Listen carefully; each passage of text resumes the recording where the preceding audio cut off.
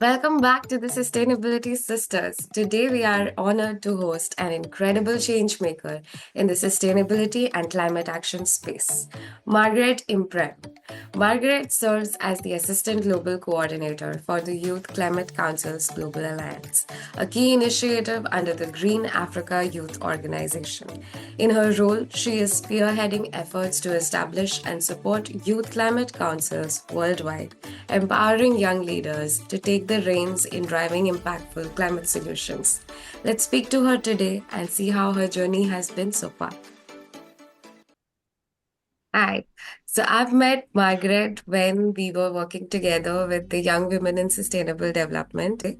And I've also been engaged with YOUNGO at the time. Margaret was heading one of the societies over there, and I'd get frequent emails from Margaret.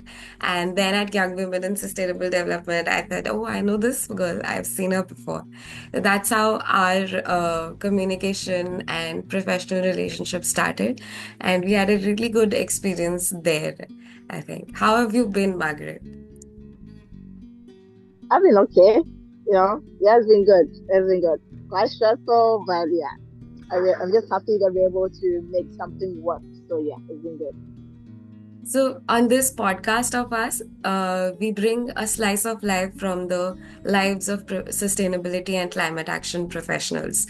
So, to get this podcast started, I would like to ask you what inspired you to begin this journey towards climate action? All right. So I've always been a nature enthusiast, and so I think yeah, I've always loved the concepts of nature. Nature inspires me, and typically where I'm coming from in Ghana, there's lots of greens here. And so I've always wanted to be part of nature, speak for nature because nature cannot really speak for themselves. And I think this really inspired my educational journey where I want to learn more about nature, about animals, about plants, about their relationships. And as I moved on, I got to realize that humans are also, nature's codependent, and they also have a very key role to play. But unfortunately, there have been some issues that do not influence nature but influence people, particularly people who cannot also speak for themselves. So whereas in nature we have people in communities where the vulnerable groups they can't speak for themselves, they are also struggling, they're also suffering. And particularly in my masters, I had a couple of research that was done in communities that were dependent on natural resources, so ranging a typical forest reserve and lots of human activities like mining going on over there, lots of people having issues with water and other basic necessities. And they also discovered climate change being one of the very big issues coming in. So not just people's actions, but it's creating an impact in the climate. And that also influences their farming, influences whatever they're doing, and it also makes them not get what they need for sustenance. And so all these things kind of like motivated me to be more like the advocate, so the lawyer for those who cannot speak for themselves and to ensure that they understand. Because I'm an apologist, but you need someone who can speak for both nature and for people and can bring different people together for them to understand how they can even work together. Because an economist might say that let's do this because the money is needed, and he has a point. And sociologists might say do this for human beings because they're needed, and they also have a point. But who is that person that stands in between all of them, bring them all together to say that yes, you all have a point, but there has to be something that would work towards sustainability. So sustainability is having needed economics, needed social growth, needed environmental growth, and still having enough for future generations. So I think this has been one of the things that really has inspired me in my journey. I'm sure you've been asked this question a lot, though. But since you since the inception of your journey in climate action and youth empowerment, especially women empowerment, what has been one of the most interesting projects that you have worked on? Something that changed you forever? I think for me, it's not really more of the project, but it's more of the fruits, the outcome. So I can't really pinpoint a project because they've all come with very unique outcomes. But I think what has been very much fulfilling has been the outcome. When you have someone who comes to you and be like, "Hey, I know you spoke to me about something and it really inspired me," and I'm like, I really don't remember them, but they actually have approached me to share um their feedback and how things have been for them and how much it has helped to them.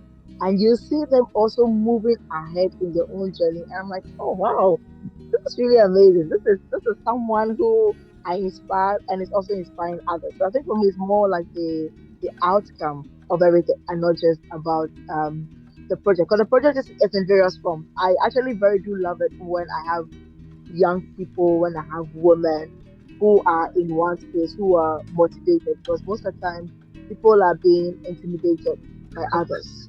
They do not realize how far they can go. But when they're in one room and they're working together and able to collaborate and defend their strength, it kind of really makes me very happy. Yeah, and we know that advocacy is a long journey. It starts and ends, you don't know when. So when you have output and outcome in front of you, it's life changing. So you've recently been to COP29 and you were representing your organization over there as well. You were representing the youth of Africa. So what are some highlights from the COP that you can give us? I think for COP, it's more like a mixed feelings because we were expecting to have enough finance coming in, 1.3 trillion coming in, but unfortunately we had just 20 billion coming in, and that alone had some sour reactions coming in from people because even with that, there are some clauses that did not really go well because now you're wondering that 300 billion is yet to be decided on how to mobilize. So it's not even saying that persons A, B, C are given the money. It's actually subject to further discussion or even on how to mobilize this money. Right. So that alone, did not bring so much excitement coming in. But I think for me, the good feelings that I had about COP was more or less by the vulnerable groups coming together. So I think last year we had lots of youth conversations, and that was amazing. This year we didn't have just youth conversations; we had conversations from indigenous people, from the informal sector, any other person that has been silenced. We had them coming in at COP and speaking their truth and having collaborations coming in. So I think this has been one of my very good feelings about COP because then very much hopeful for COP 30, where people are already going to be part of the conversation and not just waiting till we have COP 30 in an indigenous territory. But we're going to have it because people are already making arrangements on how to make this work. So even though yes, there might not be finance for everyone because the globe is not doing something that we all want, but at least we can all come together and collaborate to ensure that we make something work. And that gives me lots of hope. Yeah. Mm-hmm. So, Margaret, you talked about impacts a while ago. And so, what kind of impacts are you generating for your place? And you mentioned that someone was really happy. So, what kind of work were they doing? We would like to know the story. Okay. So let me just start from what I do in my organization. I work with Youth Climate Movement, and what we do is to help them develop models for influencing policies, climate policies, local government, central government, all forms of the country.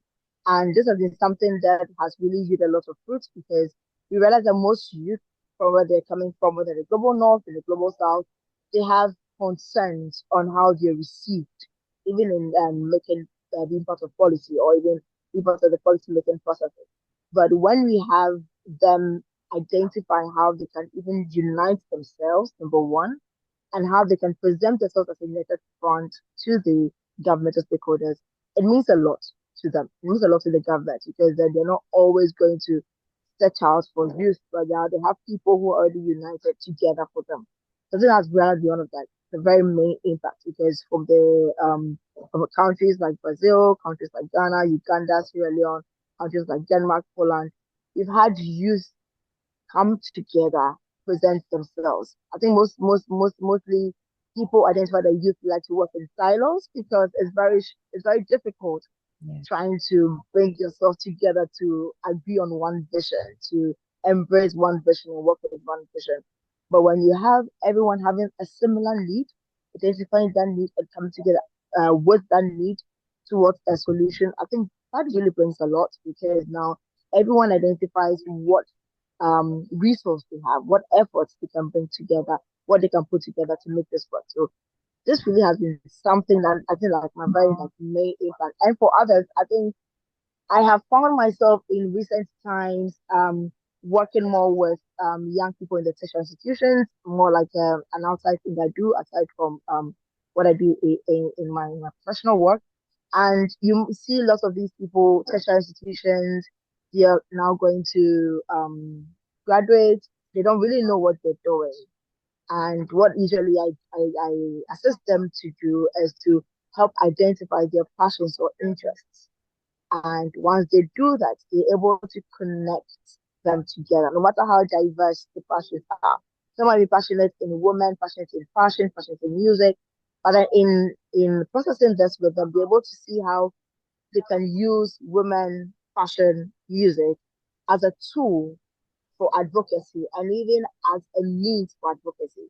So they have their target group in there, they have their means in there, they have their the resources and what they can do at the end of the day in there. And they have something that they can even monetize because if they want to use it for business, sustainability business, they can still get something at the end of the day. So I think this is one of the things that has given me a lot of satisfaction because you go to these people, these youth, I recently went where these were not even just youth, these were people of different categories. And you see adults who genuinely don't know their passion, genuinely don't have their interest in mind, or they're doing something that is not so much in line. And because they're very much concerned about the environment, they want to be part of the progress. So helping them identify their interests, their passions, gives them room to connect with the whole climate issue, connect to sustainability issue, and how they also can come together to make this work with their passion. Because the truth is, if you're doing whatever you're doing with no passion, you cannot get any fruition out of it, any achievement out of it. But if you're doing it with a passion, you're able to find ways to make yourself relevant in the space, make yourself even able to provide more resources from your own side because now your passion becomes your fuel, your sense of motivation. Yeah. So the whole time that I've been involved with youth organizations that are working in sustainability, something that I find amazing is how others perceive them. They think it's an uncollected group, but like Margaret said, it's absolutely the opposite. You have agendas before every meeting. Everything has to be stated in a format. The format is shared at the beginning of the year. The youth leaders' directory is with the members of the community, and everybody knows what their role is. There is always an opportunity to get involved in something, and then that email reaches everyone worldwide. It's crazy how organized and interactive these organizations can be, and they never shy away from reaching out to each other. Like, I reached out to Margaret. We haven't spoken for a year, but we know that this is a cause that we're willing to collaborate for. So I maintained that relationship purely because of the kind of passion we share.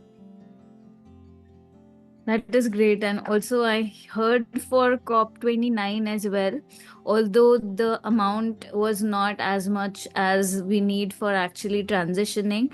But a good thing which happened was that the developing nations were all together and they were not backing down, all of them. So that kind of unity has occurred because of maybe a similar cause, which is climate change, which is beautiful to see that all of us actually want to conserve and do something for Mother Nature.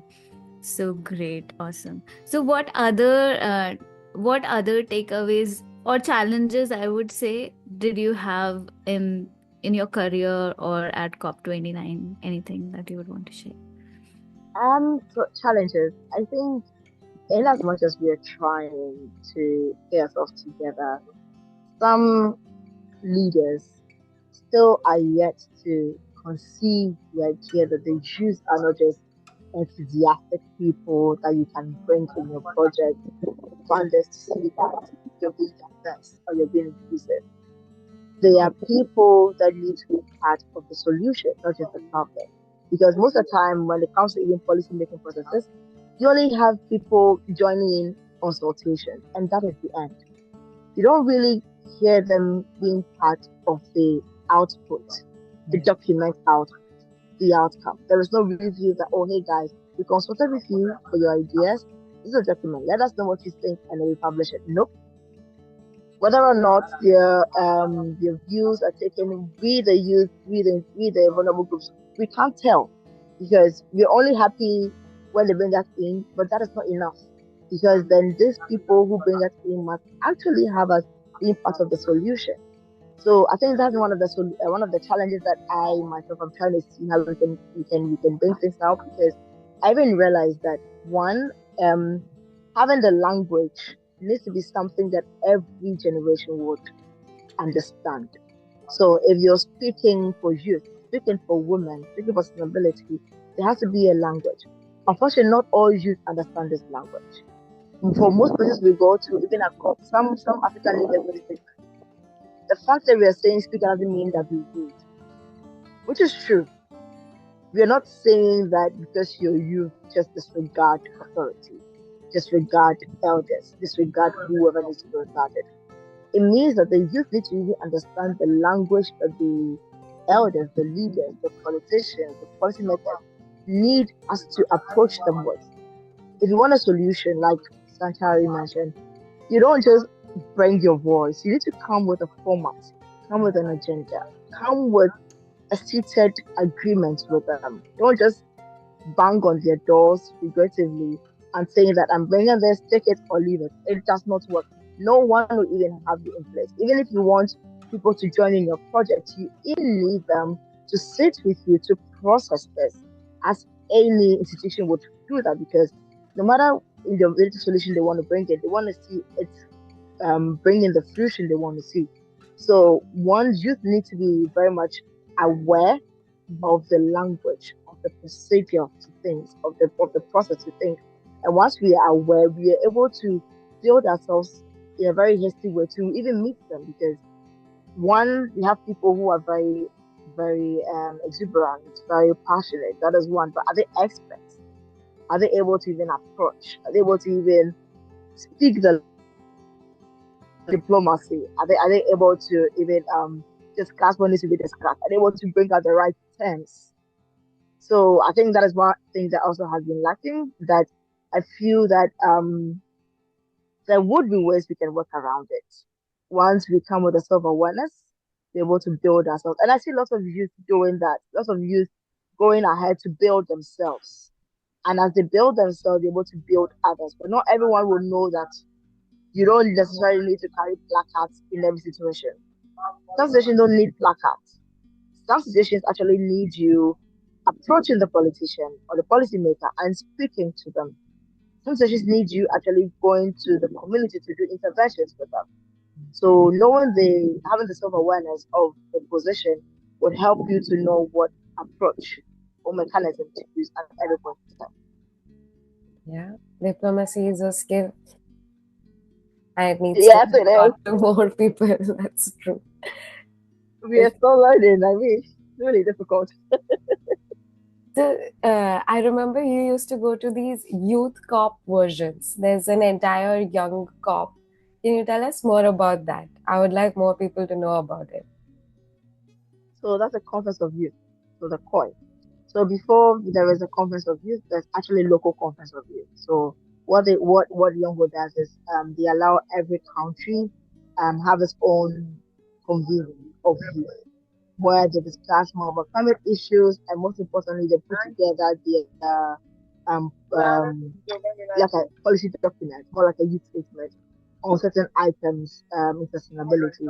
And they collate all these things nation by nation into a document for the global youth statement. And that is what is presented at a COI at COP. So usually YOUNGO presents a number of high delegates with that document saying, hey people, we have had this conversation over millions of youth, agreed on this, and this is what we are bringing to you. And with that, I mean, you can have unofficial commitments coming from them, but then as well, they would have something to show that yes, the youth were not scattered. They had done their own research and they're together. So yes, that's what the call seeks to.